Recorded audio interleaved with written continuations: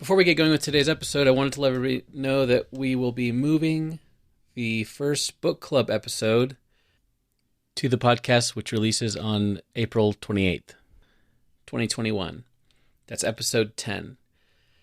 And our goal is going to be doing it every 5 episodes. So episode 10, episode 15, 20, you get the idea.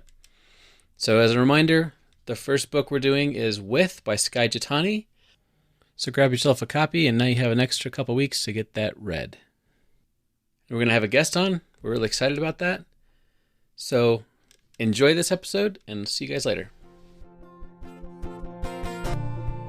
And I have been searching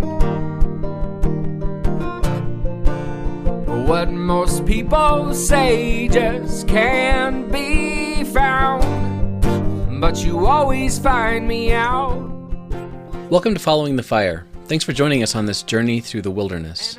Just like Israel followed the pillar of fire and smoke, we want to take a new look at our beliefs and just follow him. And like Israel, we get it wrong a lot, we get lost a lot, but we're doing our best to go where God leads us. I'm Nathan. And I'm Steve. Can't compare with what you're worth.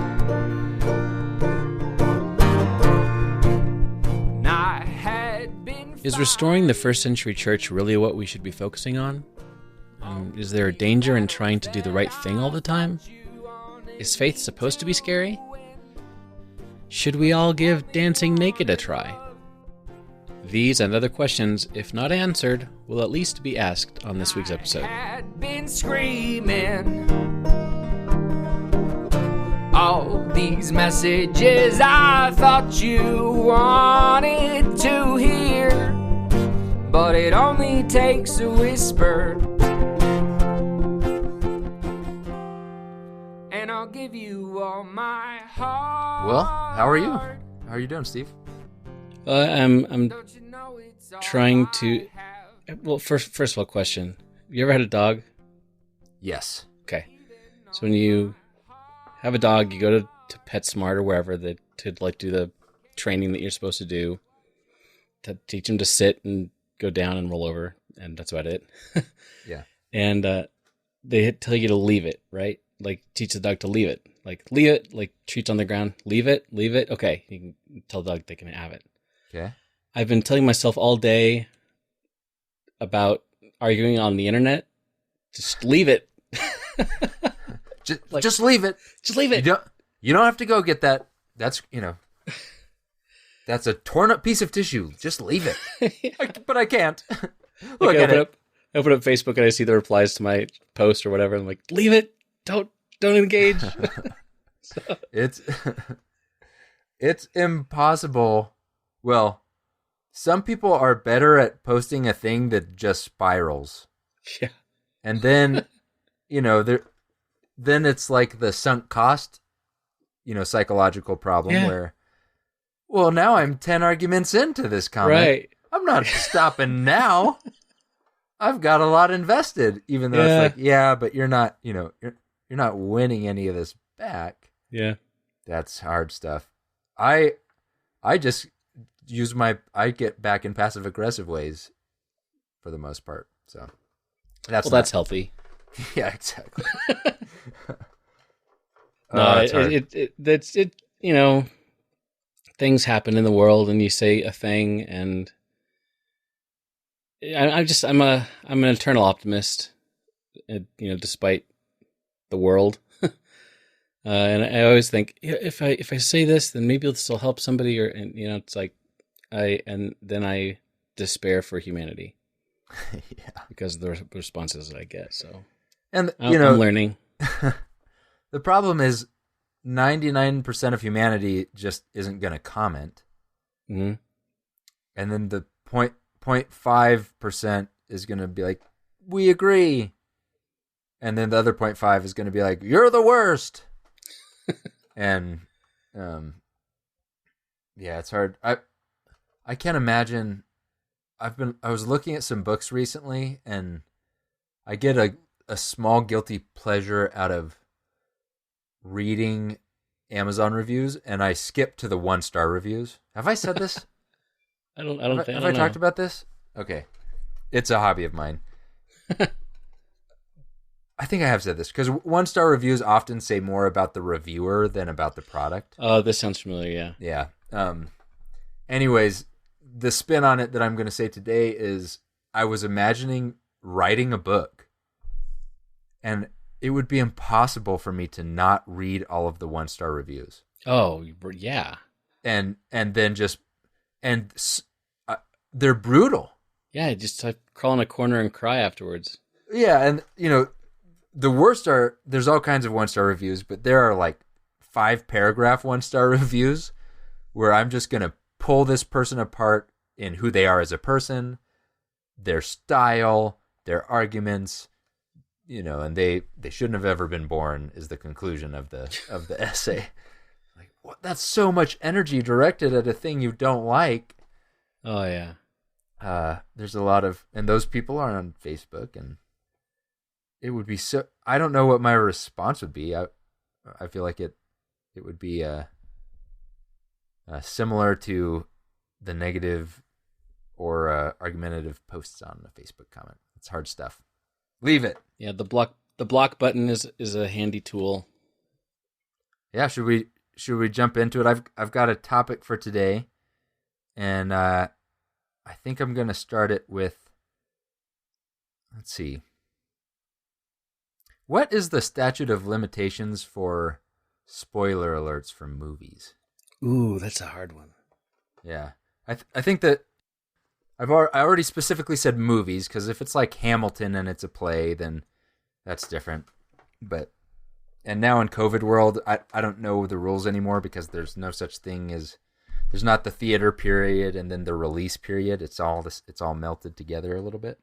Yeah, there's got to be some like 3D graph that you can map about, like how popular is the movie, how big is the spoiler, how long, how like, like I wouldn't want to spoil the big Darth Vader reveal to a little kid who's never seen Star Wars, for example. Yeah, there's the size of the reveal, Sixth Sense, Darth Vader. Yeah. Any huge twist. So anyway, that's my way of saying I'm not going to give you a spoiler alert, and I'm going to talk about a movie that came out in 1987. Oh, I think that's pretty all right. Yeah, I think we're fine. But it's a classic, though, so that's the Princess Bride. Oh, yeah. Which I consider canon, scripturally. If you haven't watched Princess Bride by now, then you don't deserve to listen to this podcast anyway. Right. And based on how similar we are, I would say that 100% of our listeners have seen Princess Bride. Oh, yeah. Yeah, guaranteed. If they haven't, their life is on the wrong trajectory, and there's no hope for them anyway. So, so many deep and scriptural and theological ramifications of that movie. But one that I haven't heard from the pulpit lately is a little throwaway line. There's this group of bandits. There's Vicini, who is the mastermind and the boss. He's the brains. And Vicini has hired a giant to be his brute force muscle guy, and a Spaniard who is great with a sword for his sword skills. So they're the criminal perfect team. And at some point early in the movie, Vicini insults both of them, talking about how much they need him. And to the giant, he says something like, "Do you want me to send you back to where you were? Unemployed in Greenland?" And to the Spaniard, "When I found you, you were so slobbering drunk you couldn't buy brandy." So we hear this little line about the Spaniard. Then things go wrong. Vicini dies. Iocane poisoning. Because of his pride. And then we catch up. We find ourselves in the thieves' forest. Yeah. And there's a slobbering drunk Inigo Montoya, the Spaniard. So we come on to him, and he's yelling to nobody, holding his sword out. "I am waiting for you, Vicini." You told me to go back to the beginning. So I have. This is where I am, and this is where I'll stay. I will not be moved. And then later he says, When the job went wrong, you went back to the beginning. Well, this is where we got the job. So it's the beginning. And I am staying till Vicini come. This is the beginning. Yeah. and that stuck out to me. I watched that movie recently, and I'm very good at taking things that are funny and then drying them out bone crisp dry. This is a comedy movie. But to dissect what's going on, Inigo, the plan B was if things go wrong, start from the top. Yep. And so he thinks, okay, wait a minute. So when did things go right to me? That's when Vicini hired me. That's when I was doing well. What was I doing when Vicini hired me? I was really drunk in the thieves' forest. So when things go wrong, the comical thing that he decides is, oh, of course, what I need to go do is go get drunk again and wait in the thieves' forest because good things are going to happen to me again. Yeah. And what I'm going to call Inigo is the foolish restorationist. So I kind of want to talk a little bit about 50 to 80% of this podcast is about questioning things. Yeah. And I'm not questioning. I am all the way in the camp of it is valuable to re-examine things. Yeah. And in fact, I think we need to do more and more to expand the boundaries of what we should question or re-examine. And the broader that is, it's scary at first, but I think there's value in that. 100%. But I do want to challenge an assumption that underlies. The problem with assumptions is you skip the thinking step. It's where you start from. Yeah. And so there's an assumption that, especially since both of us are our Christian experiences in the Restoration movement. Mm-hmm. There's an assumption that going back to the basics is an inherently good thing. Yes. And the more I've looked at maybe my own life or other Christians or ways churches are kind of getting off track or not, the more I've started to wonder, is it true? Is it true that back to basics is an inherently good thing? And Inigo shows us that it's possible to get it wrong. Right. And so the kind of one question, it's a rhetorical question, but I think how Christians answer it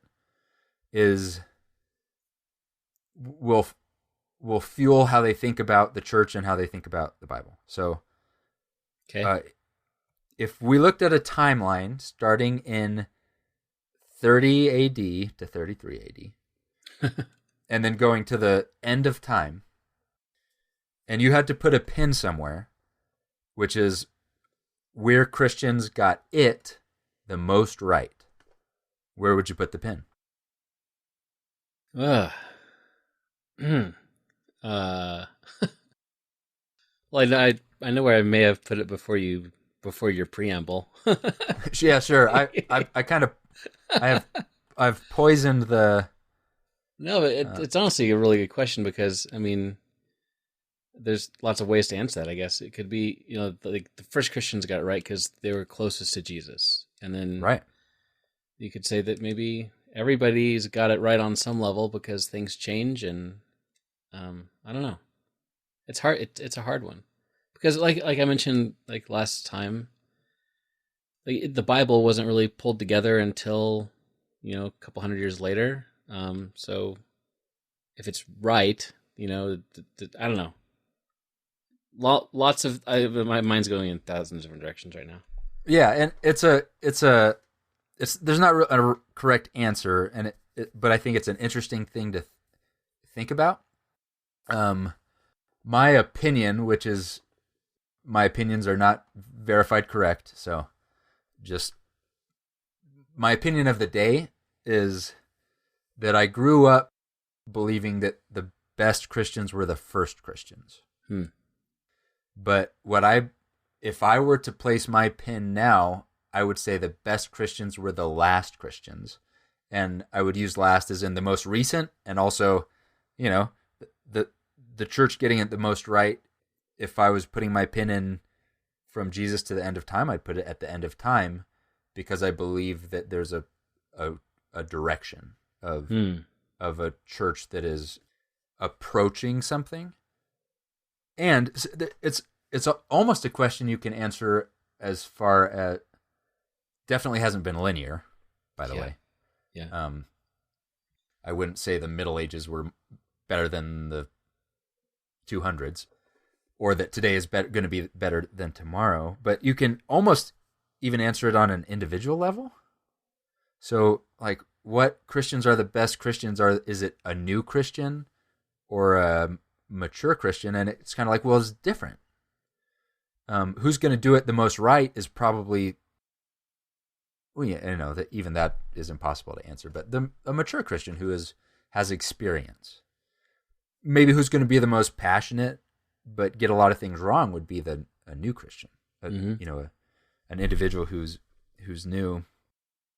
And I would argue that the last Christians are the ones who have it the most right, and the first Christians, I think that there are examples from the Bible that show us that the first Christians got it horribly wrong. They like Peter, one of the first Christians, was all kinds of misdirected and misguided. Mm-hmm. If you kind of read through the lines in epistles from Paul, you see some pretty messed up stuff going on in churches. Oh, yeah. And not in ways that we would want to emulate. We would want to follow Paul's advice to those churches, but we would not want to be like those churches. Yep. And Revelation, you could even maybe read some of that in. And it's all a paradigm thing. It's an assumption thing. So if you believe that sometimes it is good to go back to the pure, unadulterated, yeah, undefiled form of something. Like, if you want to know the historical facts of an event, you should get sources that were early, that were close, and that's a good practice.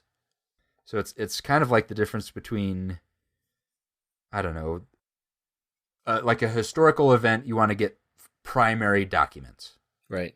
And a primary document means it's close to the source. You don't want the secondary that was reading the primary or the tertiary, etc. Yeah.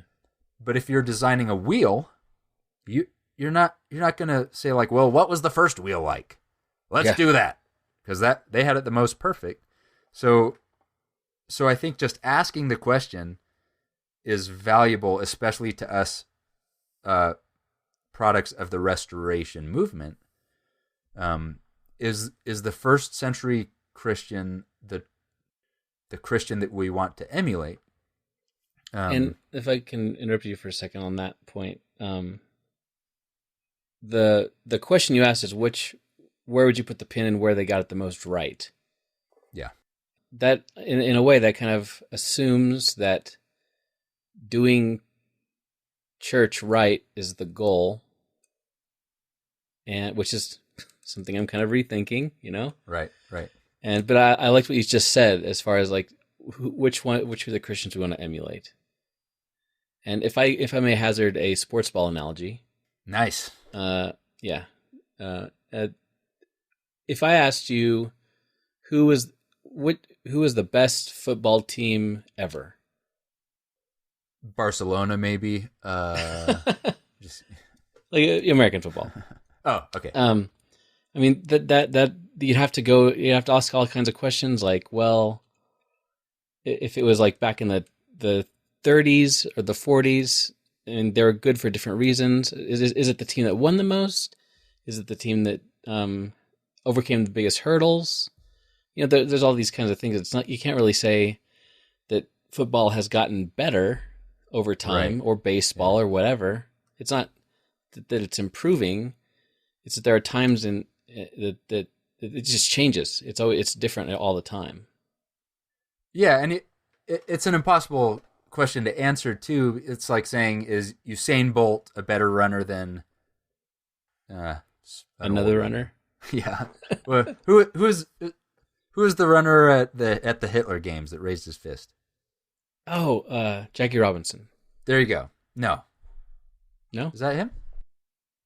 I'm going to look it up because No, Jackie Robinson's a baseball player. yeah. I can't believe I don't know this. Oh, it's like on the tip of my tongue though, like Owen. Well, hold on. Jesse Owens. Jesse Owens. Yep. Okay, so by the way, I realized the other day in our introduction I say we get it wrong a lot of the time, which means we never have to go back and do corrections because I already told you. I was listening to the one where I was trying to remember the story of Judah and Tamar, but I was like, it's either Isaac or Jacob, one of those two. And as I was listening to it, I was like, it's Judah, you idiot.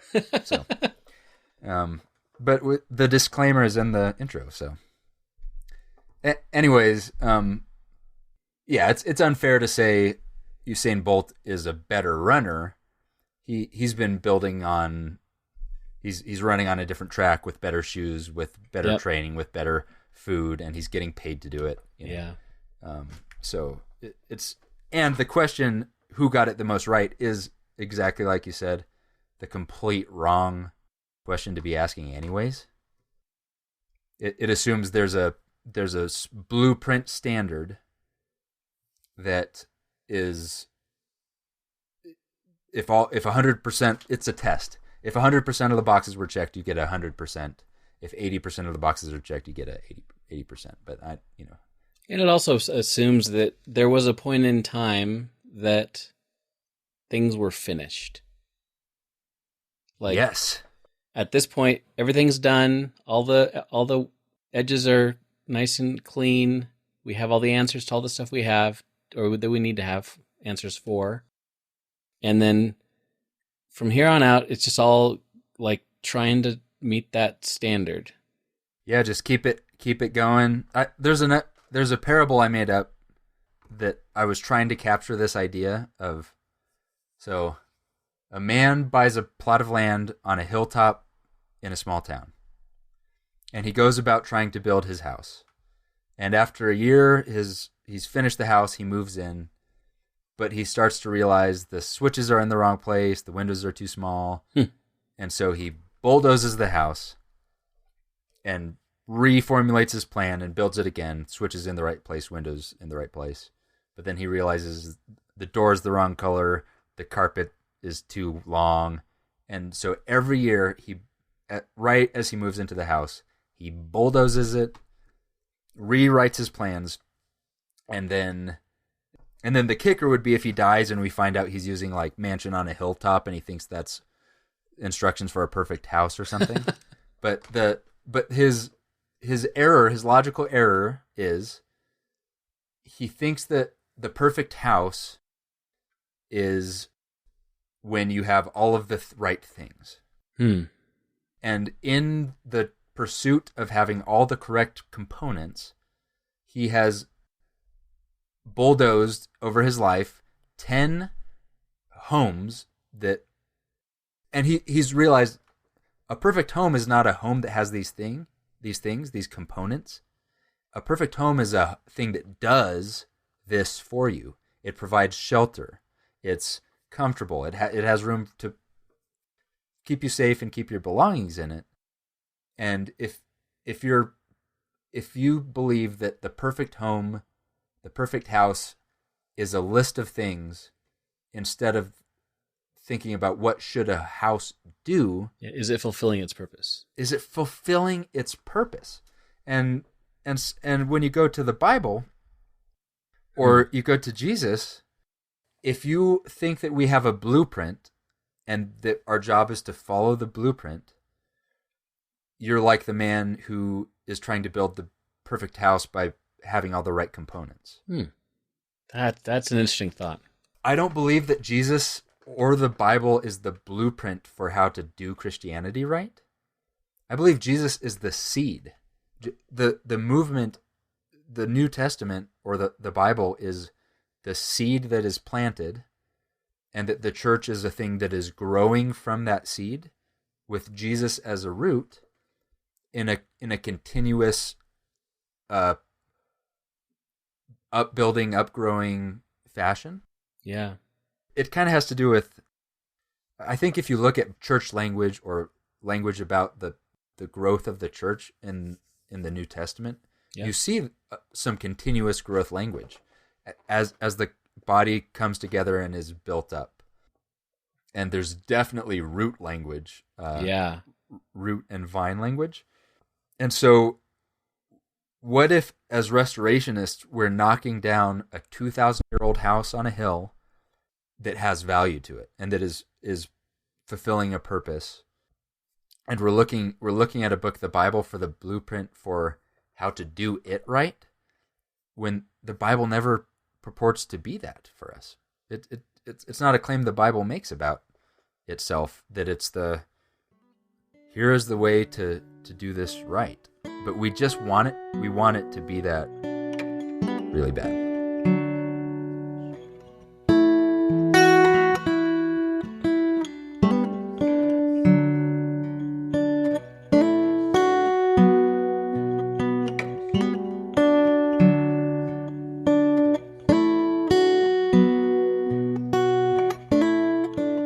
Growing up in the Restoration movement world, actually on our church here in town, there's a plaque on the wall on the outside. This church established in 1930. This church established in 33 A.D. Nice. Yeah. And this building was built in like 1968 or whatever it was. Right. Yeah.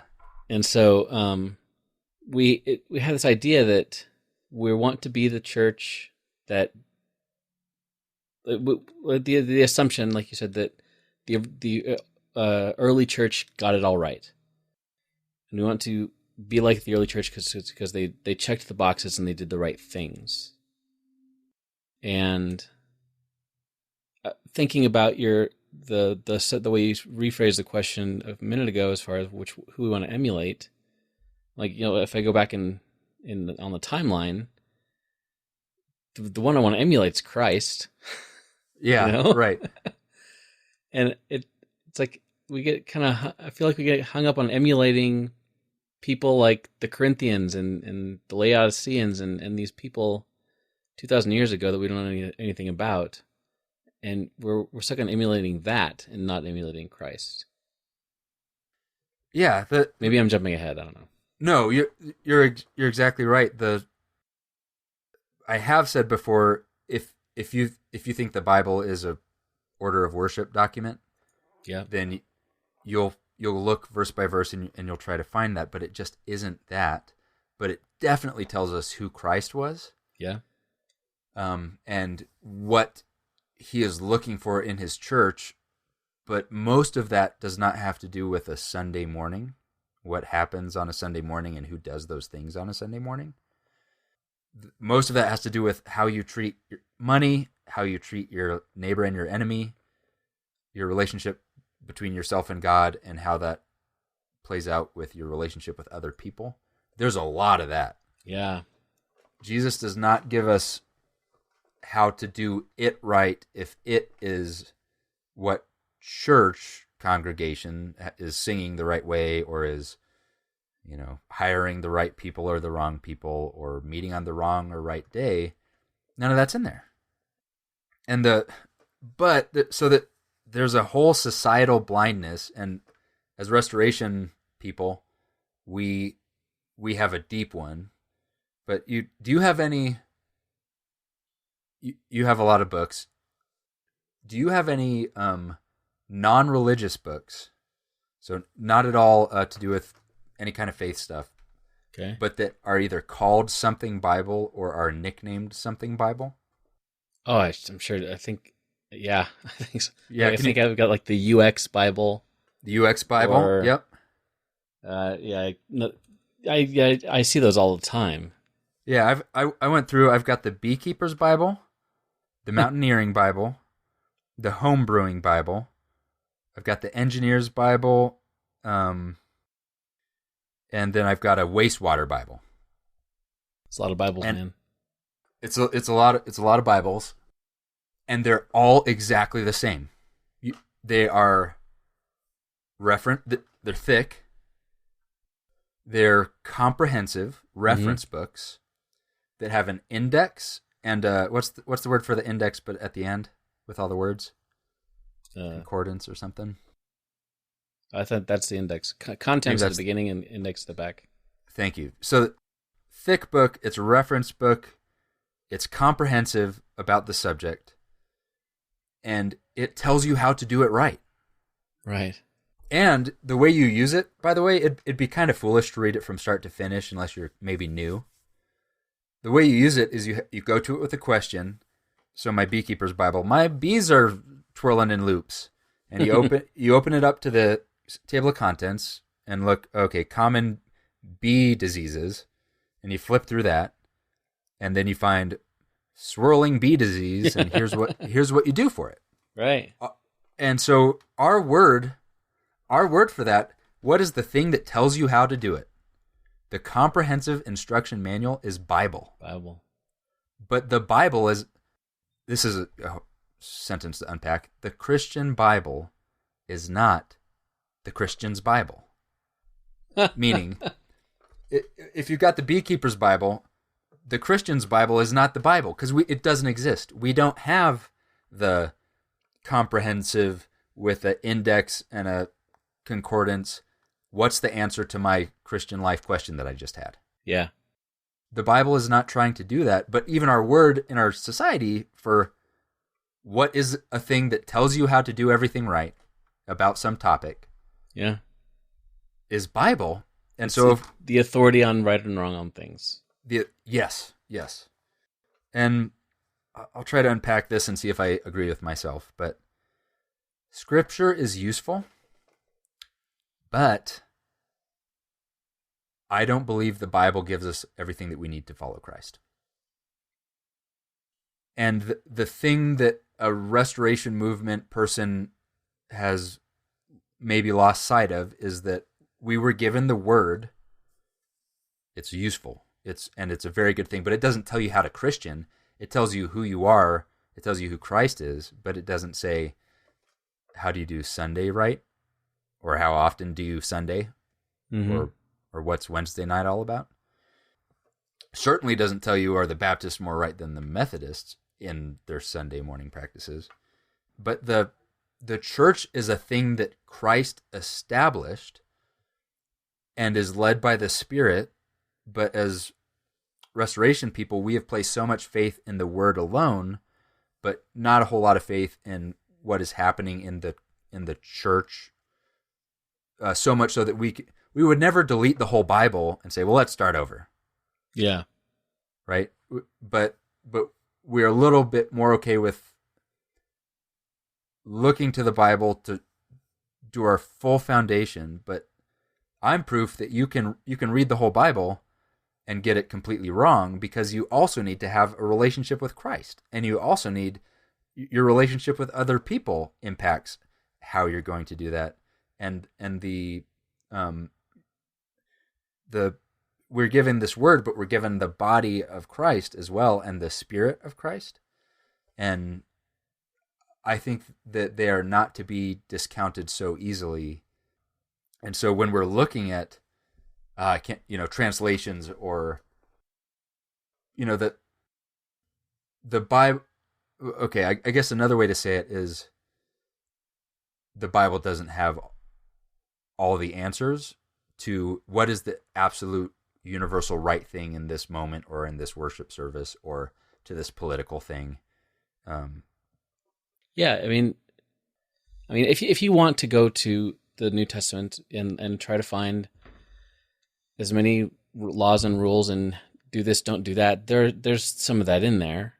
But I feel like we need to try to change the paradigm a little bit of how we approach Scripture as far as not a rule book that we just try to follow the rules and check the boxes, but something that teaches us how to be like Christ. Right. And the way that it teaches us to be like Christ are things like, who does Christ see? Who does Christ value? How does Christ approach people? Yeah. So those are priorities. Those are alignment of character and relationship and priorities. But what humans historically have wanted to get out of Scripture since Jesus' time, before his time, and after his time is, well, just who's right and who's wrong? Yeah. On this issue. I would posit that the first Christians were the worst Christians because they were clumsily following Christ with all of their hearts. So I'm being a little bit facetious because that's also the best kind of Christian. Yeah, yeah. But if we're looking for what does a Sunday look like, it's probably the wrong group to emulate. But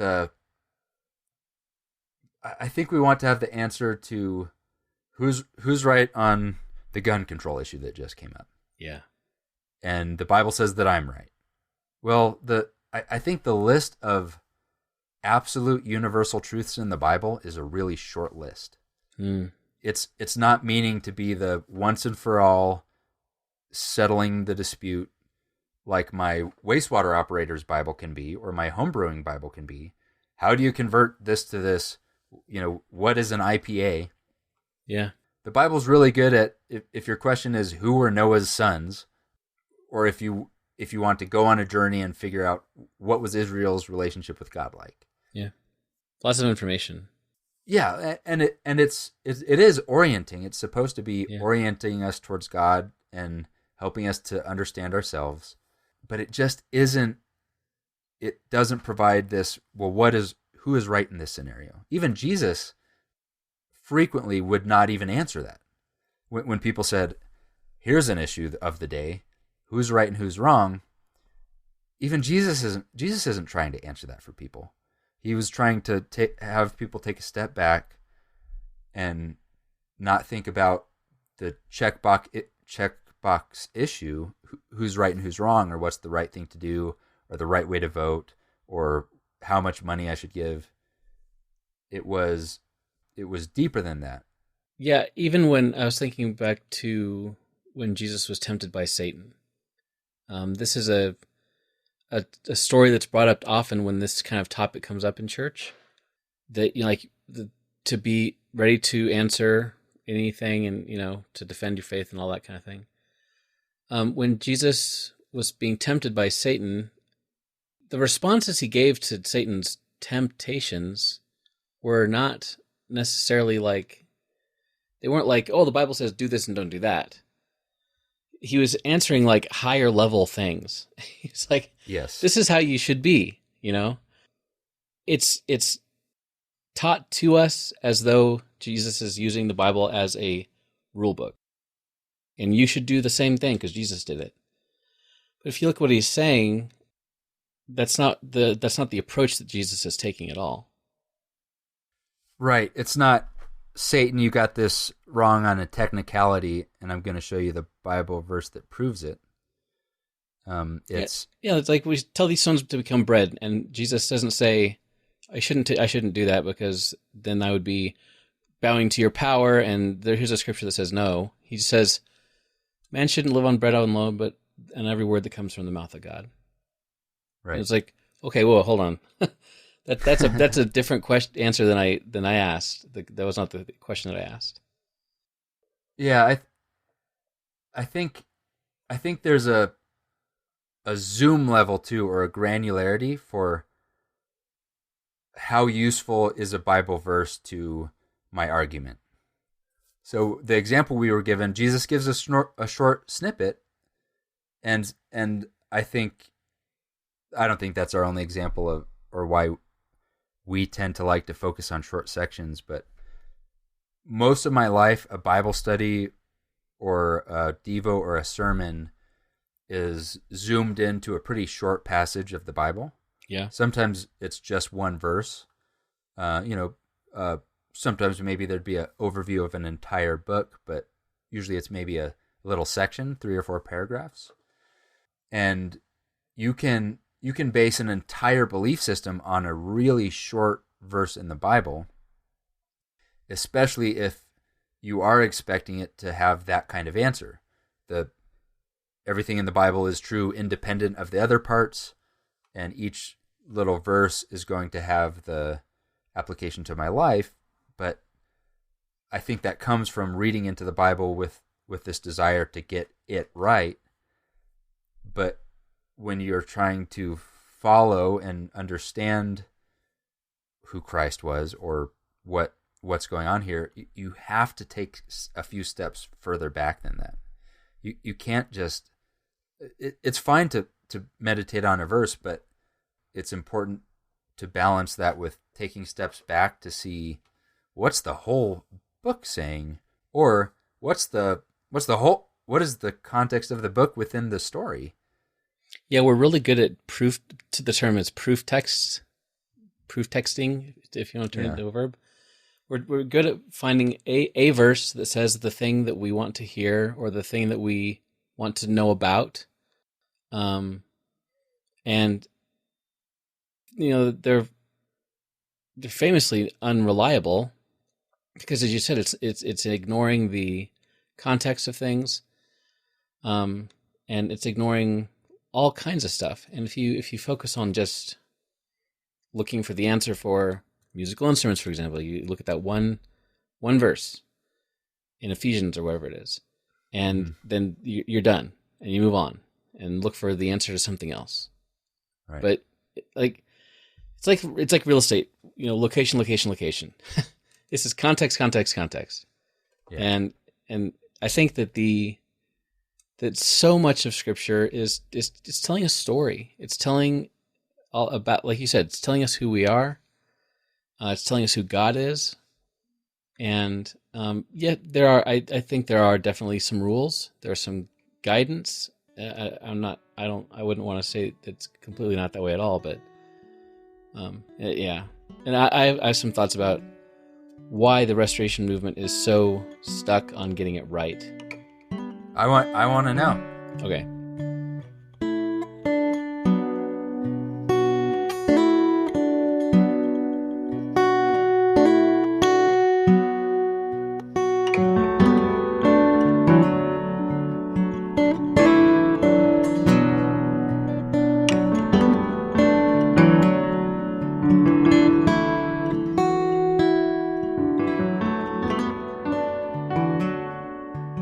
Looking back at the Restoration movement, with Thomas Campbell and is Alexander Campbell? Anyway, Stone and Campbell. The Stone and Campbell movement. Barton W. Stone and Alexander Campbell. Anyway, looking back at that movement, the Campbell had a newsletter called the Millennial Harbinger, and that's a cool name. Yeah, the Millennial Harbinger, really cool name. Yeah. But what that term meant was that it was the harbinger of the millennium, meaning the millennium being the 1,000-year reign of Christ on earth, which meant he was like announcing it before it came. And so in his theology of the end times, he believed that if we could get enough Christians on earth doing the right thing, then Jesus would come back and we'd all go to heaven. He would reign on earth for 1,000 years, and we'd all go to heaven. It makes me sad because I've believed that in my personal life, that if I'm just good enough, then I'm going to be acceptable to God. Yeah. And that's the collective version of that if we all squeeze our Christian muscles tight enough, yes, then God's finally going to be like, all right, finally you read it right. Yeah. Well, and the rightness was kind of twofold. It was on one hand, it was getting like a critical mass of percentage of the world being a Christian. And the other part of it was those Christians who are in that critical mass have to be doing it the right way. And so that led to that kind of mentality and theology led to a lot of hyper focus on church worship stuff, church structure, leadership structure. Do I like what version of the Bible do I use? Do I meet on Sunday or Saturday? Do I on and on and on and on? Yeah. Because it was this obsession with doing it the right way so you could trigger Jesus to come back. Like he's waiting up there, like, oh, almost, guys, like the scale's tipping, You can do it. But I think that a lot of people who don't in the Restoration movement don't realize that that's where this comes from. That's where the core of this is. It's not that Paul said, you guys have to do every single thing right or, you're going straight to hell. He says a lot about, like, follow me as I follow Christ. I'm trying to be like Christ. You do that too. Yeah. But we have taken it and we've made it this thing that is, if we don't do this stuff, we don't go to heaven and Jesus doesn't come to earth. And that's the end times theology that we have now in most of the churches in the Restoration movement is completely different from that. We would like these. We make fun of like people who get into like the Left Behind series and the Rapture and stuff like that. But it was the same kind of thing. And so I think if we can seeing that, I think will help. But I think we need to pull back from that, and that's a scary proposition for a lot of people because suddenly you are unmoored and you have nothing to hold on to. Or you feel like you have nothing to hold on to because we've trained ourselves for so many decades to hold on to the rules and the right and the wrong. And we're obsessed with that. And I wish that we would just try to not be so focused on it. So there's a quote that I loved. I was listening to a podcast by Brene Brown and her Daring to Lead podcast, and she's probably said this elsewhere, but she said, "I'm not here to be right. I'm here to get it right." That doesn't mean that. So in the context she was saying is she's like, I'm not here to tell you what's right and to be correct all the time. I'm here to get it right, meaning I'm here to learn. I'm here to grow. I'm here to process what's going on and try to go in the right direction, not be right. Because when you say I am right, it's a final thing. You're done. I'm complete. And I think that to your point of all this growth phraseology and metaphor in New Testament, that we need to be always growing. Yeah, and I think that there is some. I don't believe Christians are meant to do this alone. I think that the church is one of the tools that God uses to do His work, and I think what you mentioned is really, really powerful. So I want to reiterate it, that when you've gone from knowing that your specific church has it right, that's a very comforting feeling. Yeah. And you don't even have to know why you have it right or what you have right. It doesn't matter. Just having the feeling that, oh, I'm in the right place and we've got it right is where a lot of people are. They didn't read, they don't know that it's because of Stone and Campbell and this movement and that movement, and that it came to be in this way. They just know, the preacher says we're right, and that feels really good until something changes or you encounter something else, and then it feels extremely threatening. Yeah.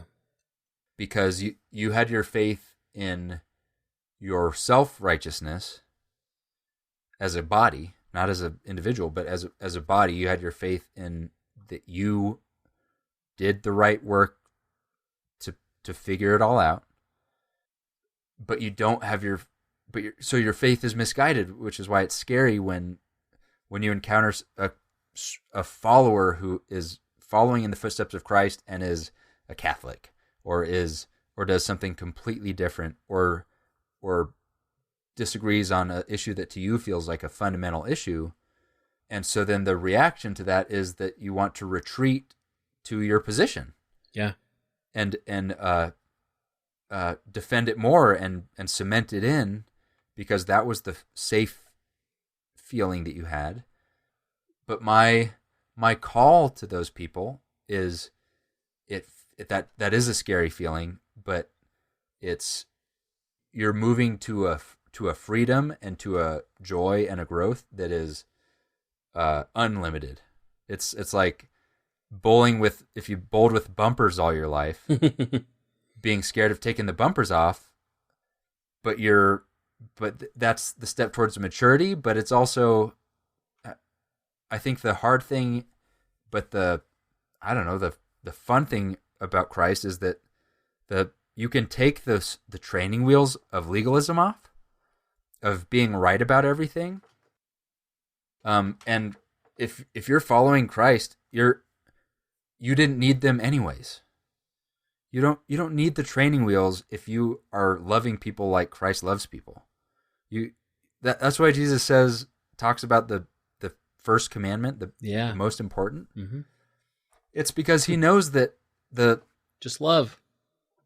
It's like, what? But that doesn't tell me how to do everything right. Stephen. What everyone that came to Jesus wanted clarification on.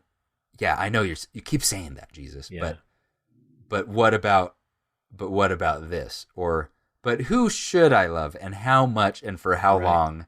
77 times? Yeah. Is this my neighbor? Do I really have to do this? That they're all trying to box him back in. And he keeps frustrating them because he's not answering them in their paradigm of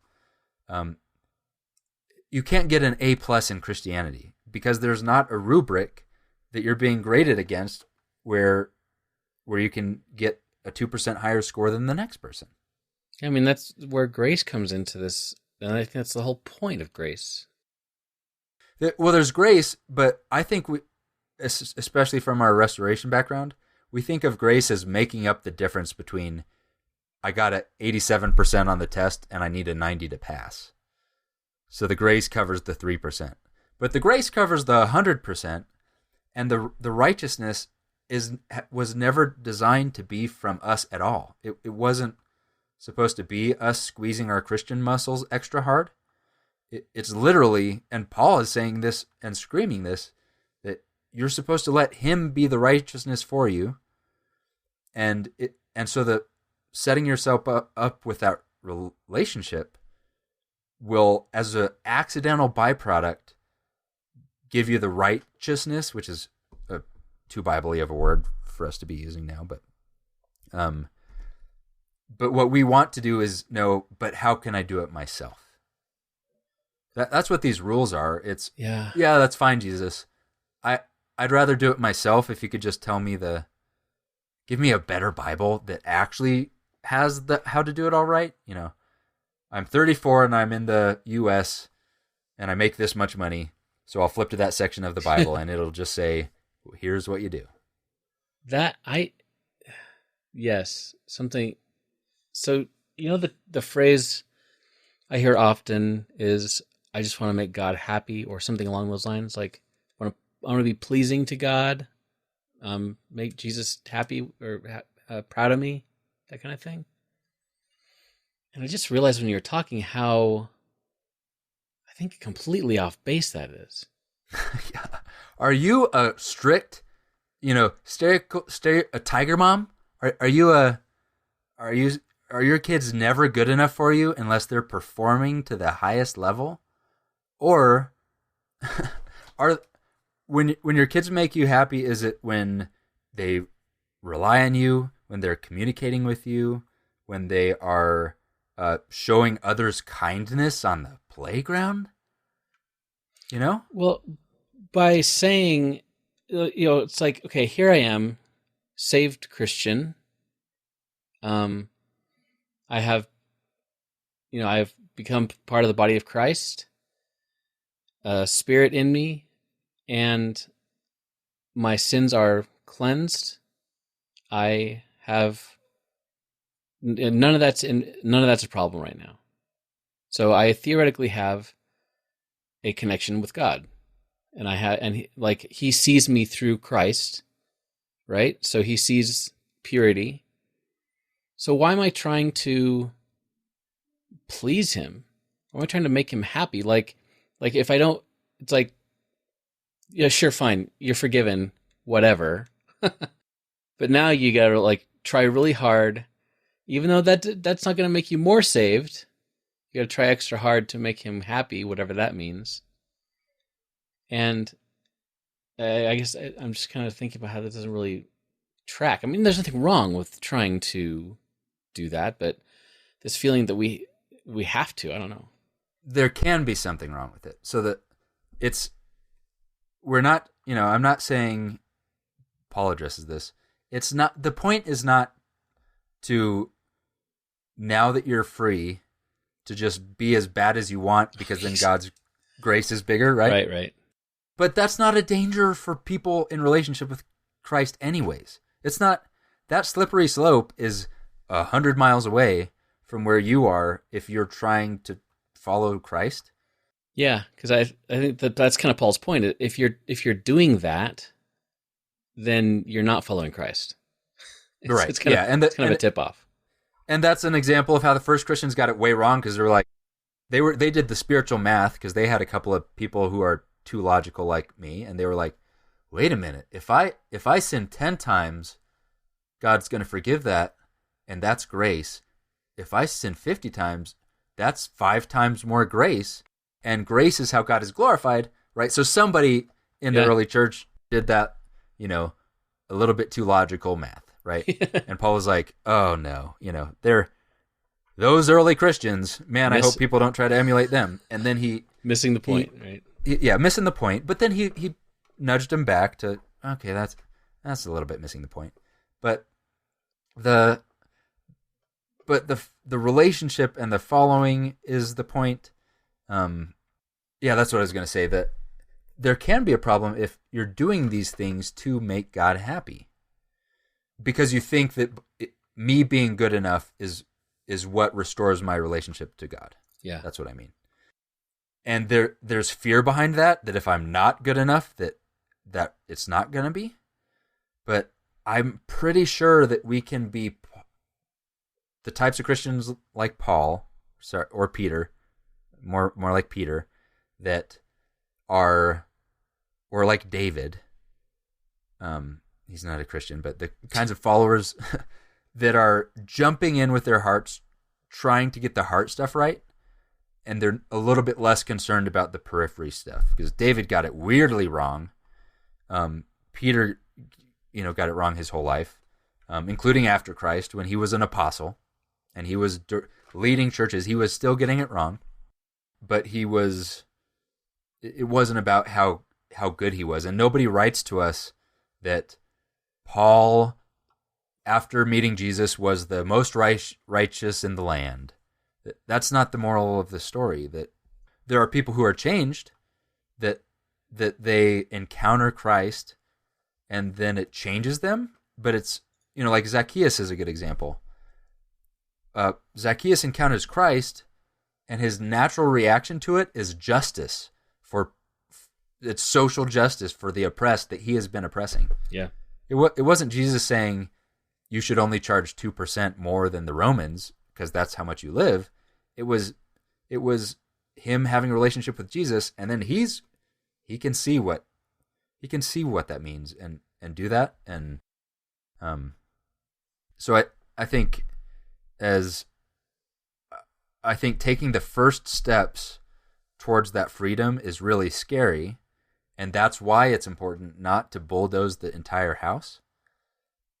But instead, we can look around at however much I want to stretch this analogy, that the houses on 1,000 hills or the one big house that's being built together slowly, and we can see other Christians who are doing this right now, Christians who around us locally, or even, we can look at Christians from 1,000 years ago, 100 years ago, 50 years ago, and 5 minutes ago, and see how those people are living out those expressions of what does it look like to follow Christ.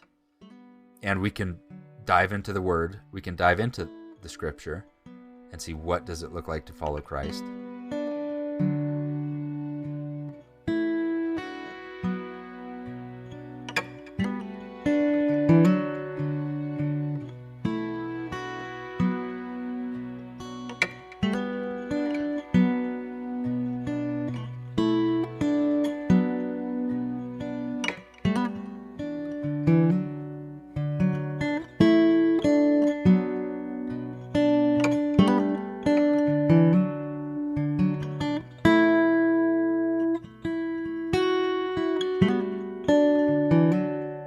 Thinking back to what you just said as far as David and Peter, David, we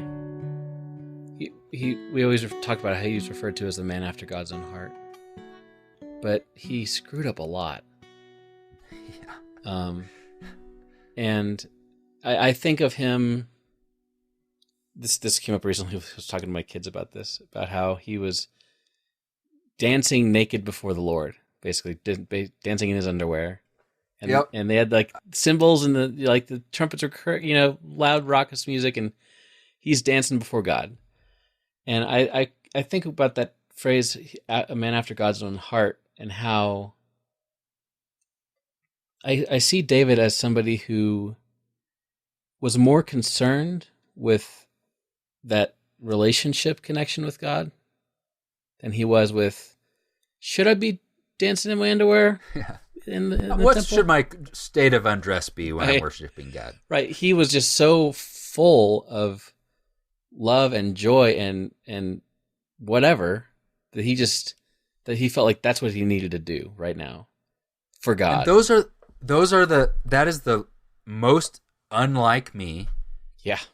And that is what I admire so much when I see it in other Christians that are just out there with their expressions of joy, with their gratitude to God when I wouldn't have even thought about it, with their love or concern for other people. They're following all the way, and they're not trying to make sure they're inside the bounds so much as they're just trying to make sure they're still moving. Am I still, and I want to have everything figured out before I take a single step on a journey. Oh yeah. But that means I don't go very far. Yeah, I was thinking about the idea of comfort, as you mentioned, and how having answers and having a specific solution or direction to go, the more specific, the better. It brings you more comfort. And with all this QAnon stuff that's been going on over the past year, 4 years, whatever. I've been doing a lot of reading and research as far as like conspiracy theory stuff, and one of the huge draws to conspiracy theories is that they give you a simple answer to a complex problem, and it feels good because understanding how the politics of the United States works in all the, it's ridiculously complex. There's all these different movers and forces and all these things. But if I can just say, well, there's a deep state that's controlling stuff. We sometimes joke about how conspiracy theories are complex and convoluted, but they're really basic and simple. Right. How should I feel about the Democrats? Oh, they're all baby eaters and pedophiles. Oh, well, right. then I can. Oh, good. Yeah, not a whole lot of nuance. Right. Yeah. Therefore, I can stick them all in the bad guy category, and yeah. I can move on with my life. And it's the same idea with the, for lack of better terms, liberal and conservative Christian approaches to things. The people who tend to be more conservative are less comfortable with new, complex ideas that they hadn't heard of before.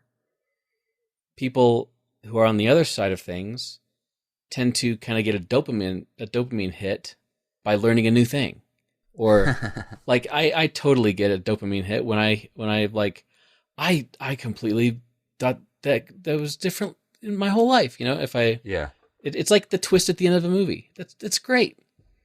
And every time that happens to me, it's like that jazzes me up. I love finding out that I'm wrong. Right. Interesting. And because when I find out that I'm wrong, I have grown. I have learned something. If I go all my whole life and I'm never wrong, I haven't learned a thing. I'm not growing. I'm not changing. I'm not becoming a better person. And I guess you could go on extremes on both directions with that. But I think what a lot of the restoration movement, it fosters and it rewards the idea of nothing should change. Everything's figured out. We have all the answers for you. Now just keep doing the same thing over and over. And then that'll make sure that you get to heaven. And I think that leaves out so much. That leaves out the opportunity to dance naked before God. I know. Yeah, and that's funny. I do that all the time. Dance naked before God? Yeah, just kidding. I don't dance. I don't get naked. I'm very much not like David. I wonder what character in the Bible I'm the most like. I have to think about that. I think you got it right. Hit the nail right on the head with that. And it's not that it's, if you're a person that tends to be on that conservative side that is uncomfortable with new ideas, or, it's not that being comfortable with new ideas is better than being uncomfortable with it. Mm-hmm. I think what's important is to know, when it comes to that, what are you?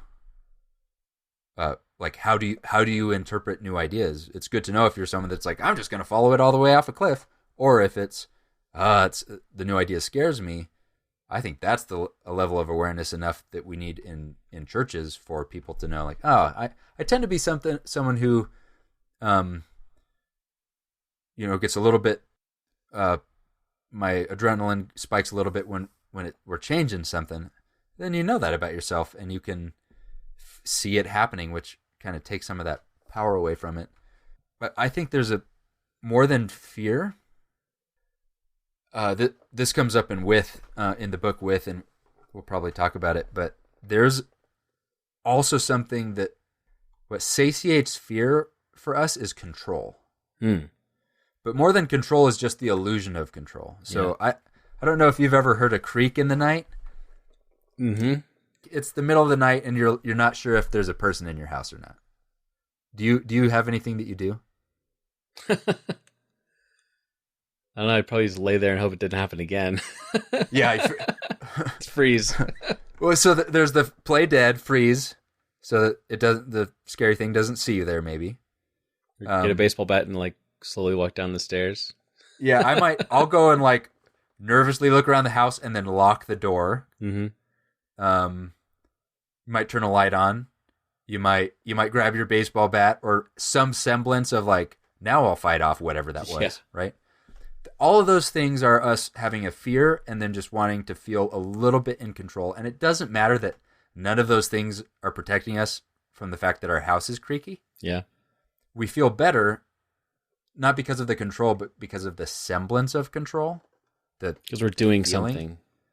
That I did something. Yeah. And when it comes to religion, ancient religion was all about that.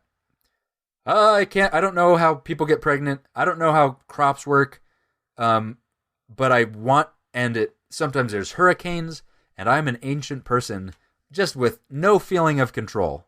Yeah. And so what you do is, I don't know, you do things that make you feel in control. That's what athletes have. They do their little ritual things because they just want to feel like they have the ability to influence that they're going to have a good day on the track. Yeah. Religious people, they've I don't know, their barn got knocked down after they saw a black cat, and so then they kill all the black cats in the town because they just want to feel like they're in control. And when it comes to Christianity, we still have these impulses, and the way that you want to have control as a Christian is that you want to give yourself full agency to do all of the steps. And so that's how you get to check boxism or legalism or wanting to believe that you're in the perfect church or that you've done the perfect steps, because it puts all the control on you. But that's not Christ, because it's not. We are helpless, but our fear is relieved because God has stepped in and done the things for us. But we're constantly trying to fight back because that's giving up the semblance of control. That's not going to get the baseball bat. And it feels safer to hold it. It feels safer to go through those motions, which is why we always want the list. Just give me the 10 things. But what's the most important commandment? But who is my neighbor? All of that is us trying to just grab a baseball bat to hold on to. Yeah, and I think most of us, most Christians in America, around the world for that matter, most Christians could do well to try to welcome some of that discomfort in, because what we are promised is a relationship with God. And as far as I believe, when you become a Christian, you have that you have that relationship. And what I'm trying to do anyway, I don't want to speak for anybody else. I guess what I'm trying to do is I'm trying to live in that and trying to kind of soak that up a little bit, instead of this feeling that I've constantly got to be trying harder to make God happy with me, to please Him, because apparently salvation's not enough. Christ isn't enough in that scenario, because I've got to fix it by making sure that Sunday morning goes smoothly, or making sure that I got the right version of the Bible, or fill in the blank. Mm-hmm.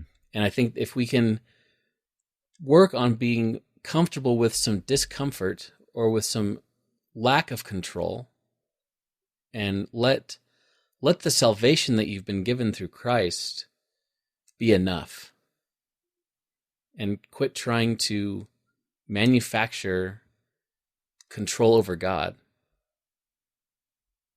Maybe we need to start thinking about the word faith. It's not belief. It's not believing the correct things. It is giving up control.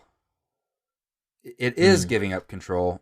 And the thing you need faith for is that feeling that I have let go of the training wheels, and now and so there's that moment when you don't know what's going to happen. Yeah. That's what we need faith for. Yeah. It's because we're being asked to move forward. It's so good. Just real quick. I very, very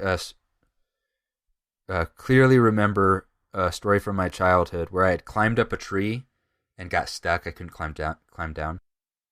I must have been 5 or 6. And my dad came out to the yard, and I was out of his reach. And I was refusing. So he was holding up his hands, and he was saying, "I'm right here. I'm ready to catch you. I promise I'm going to catch you. You just need to let go." Yeah. And I refused to let go. And he took that moment to teach me a little bit about what faith is. And that's it. That's the picture. God is saying, I've got you already. Yeah. I'm here to catch you. You don't have to hold on to that anymore. And faith is believing that enough that you let go. You don't realize he's already holding you. He's already got you. Yeah, that's yeah. That's a beautiful thought. Exactly. Yeah. Well, when I'm talking, maybe I'm sensing this in you too, but with me, when I'm talking through this stuff, I'm constantly fighting through, for me, 45 years of do it the right way. Do it the right way. And I'm realizing that it's not, I don't know if it's about the right way. It's the right God. You know, I'm following Christ, and that's what it's about. And I need to do that. Yeah. And doing church is not following Christ. You know? Yeah, and when you start to, it brings a completely different richness to church, a completely different to the Bible, and like, I don't know, seek ye first. I don't even know it in not King James because it's better in King James. Yeah. I'm not a King James guy, but every once in a while you gotta, for the poetry, you gotta go. Seek ye first the kingdom of God. Well, okay, I can't talk and think at the same time. Seek first the kingdom of heaven, and then all these things will be added to you. I've always thought of that about like what you're not supposed to run after. Like, don't worry too much about these things, and I think it is about that. But I think another thing that I run after is all of the rules and how I'm going to do it right. And he's saying, no, just do this. Just seek the kingdom first, and then all that stuff gets taken care of on its own. You don't find all this stuff and then find yourself in the kingdom. You seek the kingdom, and then all those things happen. The fruits of the Spirit are not how to be a Christian. They're what happens when the Spirit is in you. It's not do these things to get the Spirit. It's the Spirit does this in you. You know, it's all backwards from how I want to do it. And it's endless, man. It keeps going. There's a verse, the verse that I had never understood and never really grokked is, my yoke is easy, my burden is light. This is a hard yoke. Yeah. This yoke is hard. Thinking about following Christ like we've been talking about tonight, that's freedom. And that is not a heavy yoke. You know? That's because if I'm burdened by the pressing down of thousands of tiny little rules that I've got to follow and like be worried about if I'm doing it the right way all the time, that's oppressive. That's hard. That's heavy and hard, and that's not easy. But Jesus promised us, follow me, and my way will be easy for you. And letting go of that, the chains that bind you to rules for everything, and focusing on following Jesus, that to me that's a lot more freedom than I've really ever experienced in my faith. I'm looking forward to figuring that out. Yeah, freedom and exposure, like to my rock climbing analogy, are very closely related. Yeah. So there's the freedom of the hills. That's actually the mountaineering Bible name. The freedom of the hills is that the better you are at climbing exposed, dangerous places, the more vistas you're going to see, right? The freedom is difficult. The freedom of mountaineering is that you work hard and that you're in shape and that you're prepared and that you plan. But those things give you the freedom to go further and farther and explore, and the taking the first few steps from legalism or whatever you want to call it, which is to it's like the difference between believing that Christians are supposed to be joyful, and so you have to grimace a smile on yourself. there's nothing less joyful to me than having to be joyful.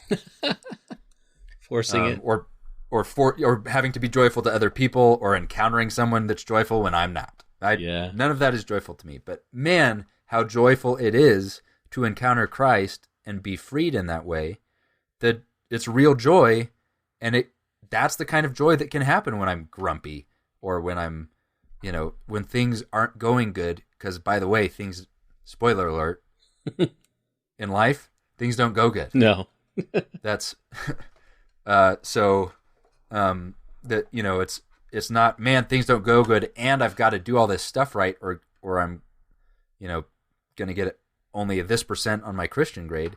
It's things don't go good, and Christ has said he's going to be with me, and that's an amazing thing. And there's other people doing it with me too, that bad things are happening to them also.